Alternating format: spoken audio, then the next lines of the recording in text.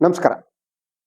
ಇದು ಸುದ್ದಿ ವಿಶ್ಲೇಷಣೆ. ನಾನು ಶಶಿಧರ್ ಭಟ್. ಇದು ನನ್ನ ಡಿಜಿಟಲ್ ವಾಹಿನಿ ಸುದ್ದಿ ಟಿವಿ. ನಿನ್ನೆ ಎರಡು ಮಹತ್ತರ ಘಟನೆಗಳು ನಡೆದು, ಅದೇನು ಅನ್ನೋದನ್ನ ಹೇಳ್ತೀನಿ. ಬಹಳ ಮುಖ್ಯವಾಗಿ ಒಂದೆಡೆ ಕನಕದಾಸ ಜಯಂತಿ. ಕನಕದಾಸರು ಕುಲ ಕುಲವೆಂದು ಏಕೆ ಹೊಡೆದಾಡುವಿರಿ, ಕುಲದ ನೆಲೆಯನ್ನೇನಾದರೂ ಬಲ್ಲಿರ. ಕಾವ್ಯ ಅದು. ಭಕ್ತಿ ಪಂಥದಲ್ಲಿ ಕನಕದಾಸರ ರೀತಿ ಕಾವ್ಯ ರಚನೆ ಮಾಡಿದ ಇನ್ನೊಬ್ಬ ವ್ಯಕ್ತಿ ಇಲ್ಲ. ಆದರೆ ಅವರಿಗೆ ಪುರಂದರದಾಸರಿಗೆ ಸಿಕ್ಕಷ್ಟು ಪ್ರಚಾರ ಅವರಿಗೆ ಸಿಕ್ಕಿಲ್ಲ. ಆದರೆ ಕನಕದಾಸರ ಪ್ರತಿಯೊಂದು ರಚನೆ ಕೂಡ ಸಮಾನತೆಯ ಸಮಾಜದ ಒಂದು ಕಲ್ಪನೆ. ಆದರೆ ಇನ್ನೊಂದು ಕಡೆ ಆಧ್ಯಾತ್ಮ. ಅವರು ಶ್ರೀಕೃಷ್ಣನ ಪರಮ ಭಕ್ತರಾಗಿದ್ರು ಕನಕದಾಸರು. ಉಡುಪಿಯ ಕೃಷ್ಣ ತಿರುಗಿದ್ನೋ ಬಿಟ್ನೋ ಗೊತ್ತಿಲ್ಲ, ಅಲ್ಲಿ ಕನಕನ ಕಿಂಡಿ ಇದೆ. ಆ ಕನಕನ ಕಿಂಡಿ ನಮ್ಮ ಜ್ಞಾನದ ಕಿಂಡಿ ಅಂತ ನಂಬಿದ್ದೇನೆ. ಅದರ ಜೊತೆಗೆ ದೈವವನ್ನ ನಮ್ಮತ್ತ ತಿರುಗಿಸುವ ಒಂದು ಮನಸ್ಥಿತಿ ಇದೆಯಲ್ಲ, ಅದು. ಸೊ ನಿನ್ನೆ ಕನಕದಾಸ ಜಯಂತಿ ಆಗಿತ್ತು. ಆ ಸಂದರ್ಭದಲ್ಲಿ ಒಂದೆಡೆ ಮುಖ್ಯಮಂತ್ರಿ ಸಿದ್ದರಾಮಯ್ಯನವರು ಮಾತನಾಡ್ತಾ ಇದ್ರು ರವೀಂದ್ರ ಕಲಾಕ್ಷೇತ್ರದಲ್ಲಿ. ಅಲ್ಲಿಂದ ಕೆಲವು ಕಿಲೋಮೀಟರ್ ದೂರದಲ್ಲಿ PES ಕಾಲೇಜ್ ಇದೆ. PES ಕಾಲೇಜಿನಲ್ಲಿ ರಾಷ್ಟ್ರೀಯ ಸ್ವಯಂ ಸೇವಕ ಸಂಘದ ಸರಸಂಘ ಚಾಲಕರಾದ ಮೋಹನ್ ಭಾಗವತ್ ಅವರು ಮಾತನಾಡ್ತಾ ಇದ್ರು. ಈ ಎರಡು ಮಾತು ಮತ್ತು ಆಚರಣೆಯ ನಡುವೆ ಇರುವ ವ್ಯತ್ಯಾಸ, ಯಾರು ಏನನ್ನ ಹೇಳಿದ್ರು ಅನ್ನೋದಿದೆಯಲ್ಲ, ಅದು ಇವತ್ತಿನ ಇಂಡಿಯಾ ಸಮಾಜದ ಈ ಕಾಂಟ್ರಾಸ್ಟ್ ಅಂತ ಏನಂತೀವಿ ಅದನ್ನು ತೋರಿಸ್ಕೊಡುತ್ತೆ. ಸಿದ್ದರಾಮಯ್ಯನವರು ತಮ್ಮ ಭಾಷಣದಲ್ಲಿ ಹೇಳ್ತಾ ಇದ್ರು, ಧರ್ಮ ಜಾತಿಯ ಹೆಸರಿನಲ್ಲಿ ಯಾರು ಸಮಾಜವನ್ನ ಒಡಿತಾರೋ ಅವರಿಂದ ದೂರ ಇರಬೇಕಾಗಿದೆ ಅಂತ ಹೇಳ್ತಾ ಸಿದ್ದರಾಮಯ್ಯನವರು ತಮ್ಮ ಭಾಷಣದಲ್ಲಿ ಬಹುಮುಖ್ಯವಾದ ಕೆಲವು ಕೊಡುಗೆಗಳ ಬಗ್ಗೆ ಮಾತನಾಡಿದರು. ಕನಕದಾಸರು ಕುರುಬ ಜನಾಂಗದಿಂದ ಬಂದವರು. ಅದರಂತೆ ವಾಲ್ಮೀಕಿ ಬೀಡ್ ಜನಾಂಗದವರು. ಸಮಾಜದ ಕೆಳವರ್ಗದವರ ಕೊಡುಗೆ ಏನಿದೆ ಅನ್ನೋದನ್ನ ಅವರೇ ತಿಳಿತಾ ಇದ್ರು. ಇನ್ನೊಂದೆಡೆ ಮೋಹನ್ ಭಾಗವತ್ ಅವರ ಭಾಷಣ. ಅವರು ಹಿಂದುತ್ವದ ಬಗ್ಗೆ ಮಾತನಾಡ್ತಾ ಇದ್ರು. ಈ ದೇಶ ಯಾವತ್ತಿಗೂ ಹಿಂದೂ ರಾಷ್ಟ್ರ ಅನ್ನುವುದು ಅವರ ಮಾತಾಗಿತ್ತು. ಅಂದ್ರೆ ಒಂದೆಡೆ ಸಮಾನತೆಯ ಮಾತು ಕಾರ್ಯಕ್ರಮ ನಡೀತಿದ್ರೆ, ಇನ್ನೊಂದೆಡೆ ಸಮಾಜವನ್ನ ಧರ್ಮದ ಹೆಸರಿನಲ್ಲಿ ಒಡೆಯುವ ಕಾರ್ಯಕ್ರಮ, ಭಾಷಣವನ್ನ ಮೋಹನ್ ಭಾಗವತ್ ನಡೆಸ್ತಾ ಇದ್ರು. ಮೋಹನ್ ಭಾಗವತ್ ಅವರು ಇತಿಹಾಸವನ್ನ ಅರ್ಥ ಮಾಡಿಕೊಂಡ ಬಗ್ಗೆ ಯಾವುದು? RSS ಇತಿಹಾಸವನ್ನ ಹೇಗೆ ಅರ್ಥ ಮಾಡ್ಕೊಳ್ಳುತ್ತೆ? ಅವರಿಗೆ ಇತಿಹಾಸ ಮತ್ತು ಪುರಾಣದ ನಡುವೆ ವ್ಯತ್ಯಾಸವೇ ಗೊತ್ತಿಲ್ಲದ ಕ್ಷುಲ್ಲಕ ಜನ ಇವರು. ಇತಿಹಾಸ ಬೇರೆ, ಪುರಾಣ ಬೇರೆ. ಪುರಾಣ ಅನ್ನುವುದೇನಿದೆ ಅದು ನಂಬಿಕೆ, ವಾಸ್ತವ ಅಲ್ಲ. ಇತಿಹಾಸ ಅನ್ನೋದು ವಾಸ್ತವ. ಈ ಪುರಾಣ ಇತಿಹಾಸವನ್ನ ಪುರಾಣವಾಗಿಸುವ ಕೆಲಸ ಇದೆಯಲ್ಲ, ಅದು RSS ಮಾಡ್ತಾ ಬಂದಿದೆ. ಹಾಗೆ ನೋಡಿದರೆ ಸೊ ಹಿಂದೂ ರಾಷ್ಟ್ರ ಅನ್ನುವ ಕಲ್ಪನೆ ಏನಿದೆ ಅದು ಬಂದದ್ದು ಯಾವಾಗ? ಹಿಂದೂ ಅನ್ನುವ ಶಬ್ದ ಉತ್ಪತ್ತಿ ಆದದ್ದು ಹೇಗೆ? ಯಾರು ಈ ದೇಶವನ್ನ ಹಿಂದೂ ದೇಶ ಅಂತ ಕರೆದದ್ದು? ಇದ್ರ ಜ್ಞಾನ ಮೋಹನ್ ಭಾಗವತಿಗೆ ಇದೆಯೋ ಇಲ್ಲ. ಅದರ ಜೊತೆಗೆ ಈ ದೇಶ ಏನಿದೆ ರಾಜ ಮಹಾರಾಜರಿಂದ ಒಡೆದು ಹೋಗಿತ್ತು. ಇದು ಒಂದು ರಾಷ್ಟ್ರ ಅನ್ನುವ ಕಲ್ಪನೆ ಬಂದಿದ್ದೆ ಅದು ಬ್ರಿಟಿಷರು ಬಂದ ಮೇಲೆ. ಅದರೊಳಗೆ ಇದ್ದದ್ದು ನೂರಾರು ಸಾಮ್ರಾಜ್ಯಗಳಲ್ಲಿ ಪರಸ್ಪರ ಹೊಡ್ಕೋತಾ, ಬೆಂಕಿ ಹಚ್ಕೋತಾ, ಜಗಳ ಮಾಡ್ತಾ, ರಕ್ತಪಾತ ಮಾಡ್ತಾ, ಇದು ನಮ್ಮ ಇತಿಹಾಸ. ಪ್ರತಿಯೊಬ್ಬ ತುಂಡರಸರು, ಮಹಾರಾಜರು ರಕ್ತವನ್ನ ಹರಿಸಿದ್ರು ಇಲ್ಲಿ ಅಲ್ವಾ? ಆದ್ದರಿಂದ ಒಂದು ರಾಷ್ಟ್ರ ಅನ್ನುವ ಕಲ್ಪನೆ ಈ ದೇಶಕ್ಕೆ ಬಂದಿದ್ದು ಬ್ರಿಟಿಷರ ಬಂದ ಮೇಲೆ. ಬ್ರಿಟಿಷರ ಕಾಂಟ್ರಿಬ್ಯೂಷನ್ ಇದೆ. ಅವರು ನಮಗೆ ಶಿಕ್ಷಣವನ್ನು ಕೊಟ್ಟರು. ನಾವು ಹಾವಾಡಿಗರ ದೇಶದಿಂದ ಹಿಡಿದು ಹಾವಾಡಿಗರ ದೇಶವಾಗಿದ್ದ ಈ ದೇಶ ಇವತ್ತು IT BT ಅಂತಹ ದೇಶವಾಗಿ ಪರಿವರ್ತನೆ ಆಗಿದ್ರೆ ವಿಶ್ವದ ಭೂಪಟದಲ್ಲಿ ನಮ್ಮ ಈ ಬಹುತೇಕ ನೀವು ಅಮೆರಿಕಾದ ಸಿಲಿಕಾನ್ ವ್ಯಾಲಿಯಲ್ಲಿ ಅಲ್ಲೆಲ್ಲ ಇದ್ದವರು ಭಾರತೀಯರಾಗಿದ್ರೆ ಅದಕ್ಕೆ ಕಾರಣ ಏನು? ಅದು ವೈಜ್ಞಾನಿಕ ಮನೋಭಾವನೆ ಮತ್ತು ಶಿಕ್ಷಣವನ್ನ ಈ ದೇಶದಲ್ಲಿ ಕೊಡೋದಕ್ಕೆ ಮಾಡಿದ್ರಲ್ಲ ಬ್ರಿಟಿಷರು ಹಾಕಿದ ತಳಪಾಯ, ನಂತರ ಜವಾಹರ್ಲಾಲ್ ನೆಹರು ಅವರು ಈ ದೇಶದ ಜನರಿಗೆ ಕೊಟ್ಟಂತ ವೈಜ್ಞಾನಿಕ ಮನೋಭಾವ.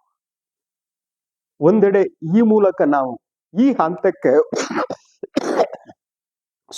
ಹೋಗಿದ್ರೆ, ಇನ್ನೊಂದೆಡೆ ಮೋಹನ್ ಭಾಗವತ್ ಅವರ ಮಾತಿದೆಯಲ್ಲ, ಅದು ಕೇವಲ ಅವ್ರ ಮಾತಲ್ಲ, ಅದು ಮೋದಿ ಅವರ ಮಾತು, ಅಮಿತ್ ಶಾ ಅವರ ಮಾತು, ಯೋಗಿ ಆದಿತ್ಯನಾಥನ ಮಾತು, ಈ ಸಣ್ಣ ಪುಟ್ಟ ಚಿಲ್ಲರೆ ಬಿಜೆಪಿ ನಾಯಕರುಗಳೇನಿದ್ದಾರೆ ಅವ್ರ ಮಾತು. ಇದು ಈ ದೇಶ ಹಿಂದೂ ರಾಷ್ಟ್ರ. ಅವ್ರು ಮಾತನಾಡ್ತಾ ಇನ್ನೊಂದು ಹೇಳಿದ್ರು, ಯಾಕೆ ಹಿಂದೂ ರಾಷ್ಟ್ರ ಅನ್ನೋದನ್ನು ವಿವರಿಸ್ತಾ, ಈ ದೇಶದಲ್ಲಿರುವ ಮುಸ್ಲಿಮರು, ಕ್ರಿಶ್ಚಿಯನ್ರು ಕೂಡ ಮೂಲಭೂತವಾಗಿ ಹಿಂದೂಗಳಾಗಿದ್ದರು. Yes, I agree for that, ಅದು ಒಪ್ಕೋತೀನಿ. ಅವರು ಹಾಗಿದ್ರೆ ಹಿಂದೂಗಳಾಗಿದ್ದವರು ಕ್ರಿಶ್ಚಿಯನ್ ಮತ್ತು ಇಸ್ಲಾಂ ಧರ್ಮಕ್ಕೆ ಯಾಕೆ ಮತಾಂತರಗೊಂಡರು? ಮೋಹನ್ ಭಾಗವತರೇ, ಈ ಬಗ್ಗೆ ತಾವು ಉತ್ತರ ಕೊಡ್ತೀರಾ? ನಿಮ್ಮಲ್ಲಿದಾರಲ್ಲ ಎಲ್ಲ ಪ್ರಚಾರಕರು, ಸಂಘದ ಚಾಲಕರು, ಪಾಲಕರು, ಮಾಲಕರು, ಉತ್ತರ ಕೊಡ್ತೀರಾ? ಯಾಕೆ ಮತಾಂತರ ನಡೀತಿ ದೇಶದಲ್ಲಿ?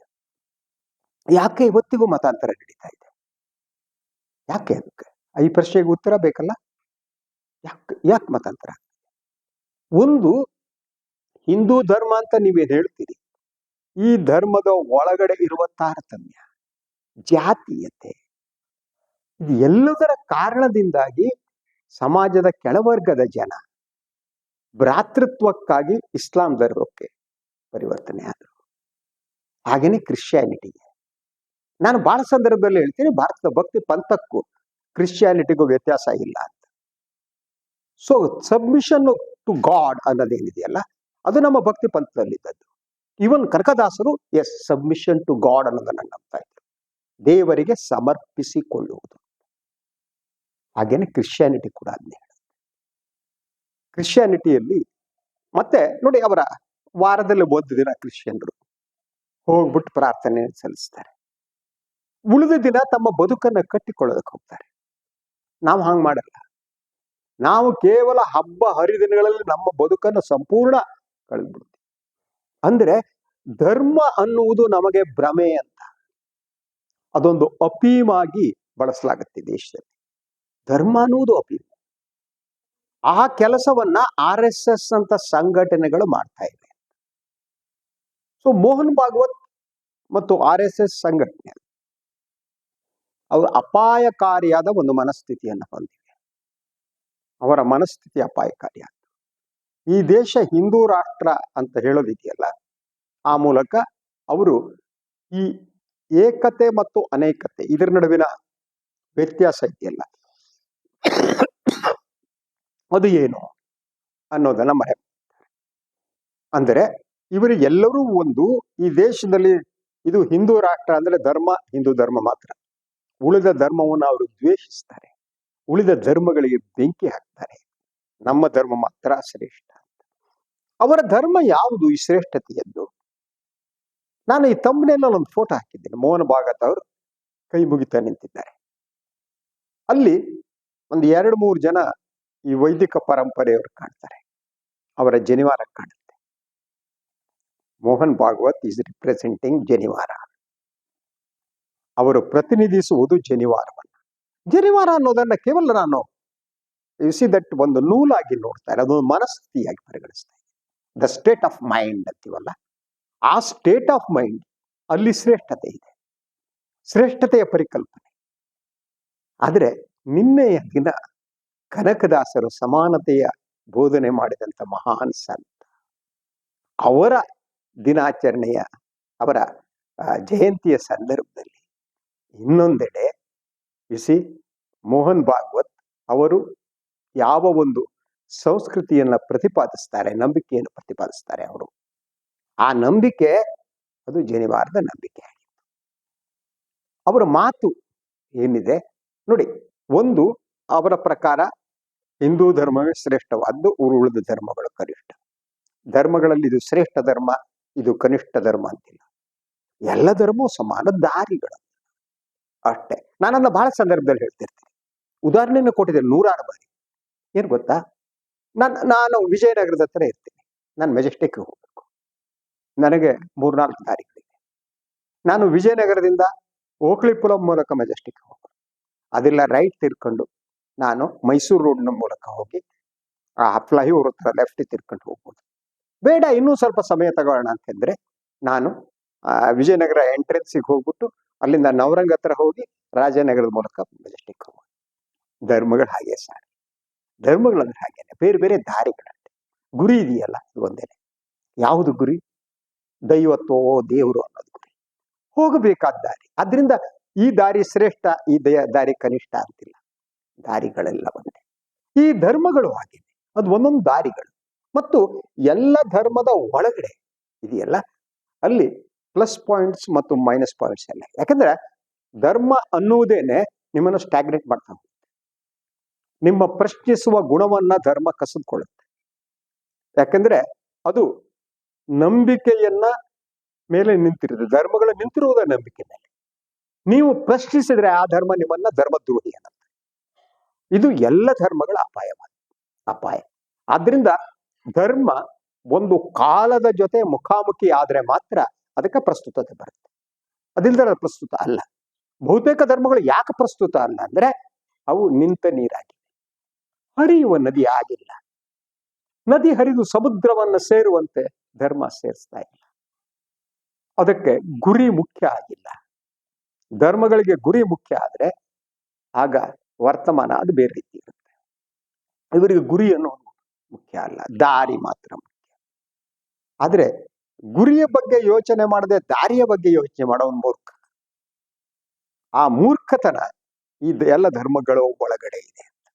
ಸೊ ಮೋಹನ್ ಭಾಗವತ್ ಅವರ ನಿನ್ನೆ ಭಾಷಣವನ್ನ ನಾನು ಗಮನಿಸಿದಾಗ ಅನಿಸಿದ್ದದು, ಒಂದು ಅವರ ಎಜೆಂಡಾ ಏನಿದೆಯಲ್ಲ, ಅದು ಧರ್ಮ ಅಂದ್ರೆ ಹಿಂದೂ ಧರ್ಮ, ಭಾಷೆ ಅಂದ್ರೆ ಹಿಂದಿ ಮಾತ್ರ, ಸಂಸ್ಕೃತಿ ಅಂತ ಆದ್ರೆ ಧರ್ಮವೇ ಅವ್ರಿಗೆ ಸಂಸ್ಕೃತಿ ಬೇರೆ ರೀತಿ ನೋಡಕ್ಕೂ ಸಾಧ್ಯ ಆಗಲ್ಲ ಅವ್ರಿಗೆ.